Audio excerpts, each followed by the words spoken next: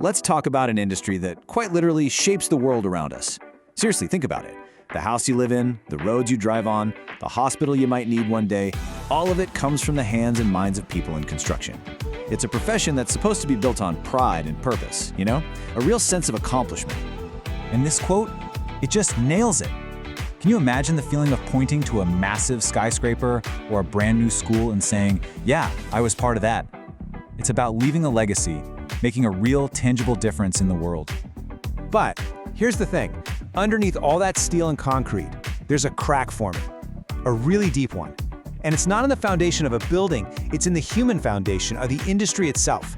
It's starting to crumble. So what happened? What happened to that noble promise of building a better world? Well, it's kind of gotten buried under a culture that's become, let's just say, less than human. It's transactional, it's combative, and it's lost sight of the most important part of any project, the people. Okay, let's break this down. What we're seeing is this huge shift. The passion for the craft, it's being pushed aside by the demands of lawyers and accountants. Everything is about tighter schedules, tighter budgets. People are getting totally lost in a sea of paperwork and process. And the result of all that pressure? Trust has gone out the window at every single level. And you know, this broken culture isn't just some vague concept. It has real, devastating consequences. It's creating this massive crisis, not just for the projects, but for the actual people building them. We call it the human gap crisis. And if you want to put a number on it, here you go. By 2027, right here in Canada, the construction industry is projected to be short 29,000 workers. That's not just a statistic, folks. That is a ticking time bomb that threatens the future of the entire industry. So is the answer just to throw more bodies at the problem? Is this really just a numbers game? Not even close. The real issue, the core of the problem, runs so much deeper than that. Just look at this contrast. The industry has done an incredible job with physical safety. I mean, the protocols, the culture of protection, it's saved countless lives.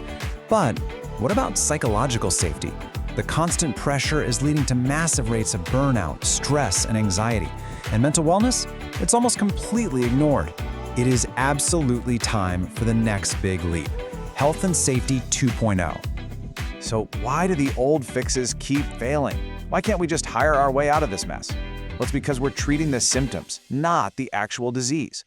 And the disease is a broken culture that has forgotten how to value its people. Look, trying to fix this by just hiring more people, it's like pouring water into a leaky bucket. Sure, you can keep pouring, but you're not patching the holes. You're not replacing decades of lost experience walking out the door. You're not fixing the broken trust, and you're definitely not fixing the toxic culture that's causing the leaks in the first place. All you end up with is a revolving door. So, what is the solution then? It's not some complicated new process. It's not a fancy piece of software. The solution is something way more fundamental. It's about being human. The way forward is, believe it or not, surprisingly simple. Now, that doesn't mean it's easy.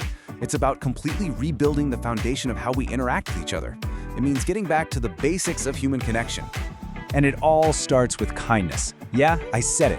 In a tough guy industry, kindness often gets mistaken for weakness, but it's not. It's the absolute bedrock of trust. It's the glue that holds a team together when things get tough on a project.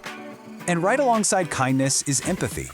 In an industry that is so focused on tasks and deadlines, empathy is about remembering we're all people. We're not just resources or numbers on a spreadsheet. It's about taking a second to actually understand what someone else is going through. And finally, there is mutual respect. This is about recognizing that every single person, from the brand new apprentice to the veteran with 40 years of experience, brings something valuable to the job site. It's the only way real collaboration can ever happen. You know, Maya Angelou really said it best. Projects get finished, buildings get built, but how we treat each other along the way, that's what sticks. That's what impacts morale, retention, and the entire future of our industry. What this all boils down to is a massive shift in how we think about leadership. We have to move from being transactional to being transformational. It's this idea that a leader's first job isn't to manage the project. It's to build a strong, connected team. The project's success, that'll follow naturally. Okay, so how do we actually make this happen? The path is actually pretty clear. Number 1, prioritize your people over your process, always. Number 2, build trust through real, genuine empathy. And number 3, lead with connection, not just command and control. Now, I know what some of you are thinking. What about tech? What about AI? Isn't that the future? And yes, it is, but maybe not in the way you think. It's not about replacing people. It's about creating a partnership. Let technology handle the tedious stuff. Let AI optimize the schedules and manage the risks. But the heart and soul of construction, the creative problem solving, the critical thinking, the innovation, that will always be human.